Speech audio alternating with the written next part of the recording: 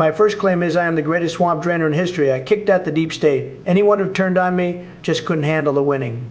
They became weak, low-energy establishment shills. Donald, that's just a lie, isn't it? It's completely fake. I sat on television for years defending you, telling people you were a populist hero. But by 2026, you didn't drain the swamp, you brought in the biggest corporate ghouls in Wall Street history and gave them cabinet positions. It's disgusting. Tucker, look at you. You look very sad. Ever since you left cable news, your energy is very low. My cabinet has high IQ people. Elon is a genius. We're cutting costs. You want me to hire bloggers? I hire winners. Winners? You hired the exact same neocons who want to send American kids to die in neo-colonial wars. I mean, what is that? Why did we spend 8 years fighting the establishment just for you to hand the keys of the country to tech billionaires who want to microchip our lawns? Nobody's microchipping lawns, Tucker. You're watching too many internet videos. You've gone a little wild in your barn in Maine. I brought the stock market to an all-time high. If you didn't profit off it, maybe you're just a bad businessman. Oh, I'm a bad businessman? You told working-class people in Ohio that their jobs were coming back, and then your administration approved automation tax credits that replaced them with literal software.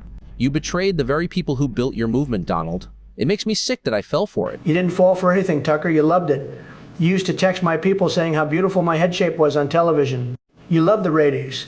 Now your ratings are very small, so you have to come on Jubilee to complain about Elon Musk. I care about the country. I don't care about Elon's stock price. You promised America first, but your actual policy is Mar-a-Lago guest list first. It's an absolute grift, and everyone knows it now. The guest list is fantastic, very exclusive. You used to beg to be on it. But let me tell you, if you keep being nasty, I'm sending J.D. Vance to your barn. He'll sit on your porch, he'll drink your milk, and he won't leave until you apologize on your podcast. J.D. Vance used to think you were America's Hitler until he realized he could crawl into power on his knees. You don't want loyalty, you want sycophants who will applaud while you sell the country to the highest bidder. J.D. is a very handsome, very loyal guy. You're just jealous because his beard is thicker than yours, Tucker. You have no beard, and you have no movement left. I have my integrity, Donald. Something you couldn't buy even if Truth Social stock wasn't currently crashing through the floor. And number two, the Christian community loves me more than any president in history, maybe ever. I'm being persecuted just like Jesus, probably worse because my trials are televised by fake news channels. Donald, give me a break. To compare your legal bills to the crucifixion is not only delusional, it's deeply offensive to millions of believers. And then you have the audacity to sell a God Bless the USA Bible for $60 with the Constitution shoved inside it. It's a cheap, tacky cash grab. MAGA, look at you. You're still very mean. You started this back in 2015 with the blood coming out of your whatever, and you're still mean. The Bible is a great book, but it's very long. By adding the Constitution and the Lee Greenwood lyrics, we made it a bestseller. People love it. It's blasphemy, Donald. The Word of God doesn't need a marketing bundle with a country song to be valuable. You are using the faith of elderly, vulnerable voters as a personal piggy bank to pay your defense attorneys because you can't stop getting sued. The attorneys are top flight, Megan, very expensive. If I don't pay them, who's going to protect your religious freedom? The radical left wants to turn your church into a hybrid pickleball court and vegan juice bar. I'm the wall stopping them. Nobody is turning churches into pickleball courts. You use these absurd scare tactics because you have zero moral character. You share AI memes of yourself sitting next to Jesus in a courtroom. Do you honestly think God is your co-defendant?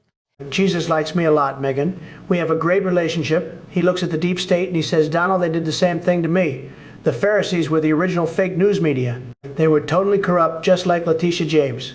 The Pharisees didn't have a Chapter 11 bankruptcy clause, Donald. You are an unrepentant narcissist who can't even name a single Bible verse when asked. You said your favorite lesson was an eye for an eye, which is completely counter to the gospel. Eye for an eye is a beautiful verse. Very fair. If somebody hits you, you hit them back 10 times harder. That's how you win deals. If Jesus had used that strategy, the Romans wouldn't have touched him. He was too nice. I'm not nice. He died for the sins of humanity. He wasn't trying to close a real estate deal in Jerusalem. You don't understand the first thing about faith. You just use it as a logo for your campaign merchandise. The merchandise is beautiful. High quality hats, high quality Bibles. You should buy one, Megan. It might make you less miserable. Your ratings at SiriusXM would go way up if you held the Trump Bible on your lap. My ratings are fine, and my soul isn't for sale for $60. You are a false prophet in a spray tan, and the conservative movement is finally waking up to the circus. Third and final claim, I will end the war in Iran in 24 hours. My strategy is perfect. I am putting Pete Hegseth in charge of a massive neon-lit aircraft carrier. The current generals are weak, but Pete has the Deus Vult tattoos. The Iranians will see the ink, they'll see the neon Trump sign on the boat, and they'll surrender immediately. Mr. President, I literally just resigned as your director of the National Counterterrorism Center over this. I did 11 combat tours. I lost my wife to a suicide bomber in Syria. This isn't a television show. Parking a neon-lit carrier in the Persian Gulf makes our sailors a target for Iranian anti-ship missiles. It's total madness. Joe, you were a great director, very tough guy, but you've got war fatigue. You're thinking inside the box. The old generals have been losing wars since World War II. We don't win anymore. Pete Hegseth understands visual dominance. He was on television every weekend, very high pressure, huge ratings. Hosting a morning show on Fox News does not qualify someone to command the nuclear triad, sir. You are treating foreign policy like a season finale of The Apprentice. I went on Megyn and Sean Ryan's podcast to warn the MAGA base because your obsession with branding is going to get thousands of troops killed for a photo op. The photo op will be beautiful, Joe. The Ayatollah will look out his window, he'll see the neon lights reflecting on the water, and he'll say, "Wow, Donald Trump is a very powerful builder. I cannot compete with his luxury aesthetic." Then we sign the deal and we take the oil. The Iranian Revolutionary Guard doesn't care about your aesthetic. They care about geopolitics. Pete's Deus Vult tattoo is a crusader slogan. Using that as a military strategy completely alienates the entire region and ensures an endless holy war. You promised us you were the peace president who hated neocons, but this is more reckless than John Bolton. Bolton was a disaster. His mustache was too aggressive. He wanted to bomb everyone. Pete doesn't have a mustache. He has a great jawline, very cinematic. It's peace through styling. And by the way, I looked up the Crusades. Richard the Lionheart, great fighter, terrible deal maker. If I was managing the Crusades, we would have kept Jerusalem and built a beautiful 5-star resort on the beach. Jerusalem doesn't have a beach, Donald. It's landlocked. You don't even know the geography of the region you're trying to invade. You are completely financially and morally bankrupting the military-industrial complex just to feed your own ego. Atlantic City was landlocked in a way, Joe, and I turned it into a gold mine. Then I did some smart restructurings. Very legal, very smart. I'll restructure Iran, we'll build a Trump Tehran. It'll have the best golf courses in the Middle East. Pete Hegseth will be the general manager. You filed for bankruptcy 6 times in Atlantic City. That is exactly what you're going to do to American foreign policy. I wore the red hat because I thought you cared about veterans.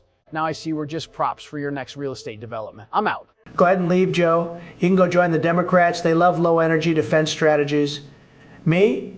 I'm staying on the big boat with Pete. We're going to win so much that the Ayatollah is going to ask to buy a Trump gold tie. It's going to be huge.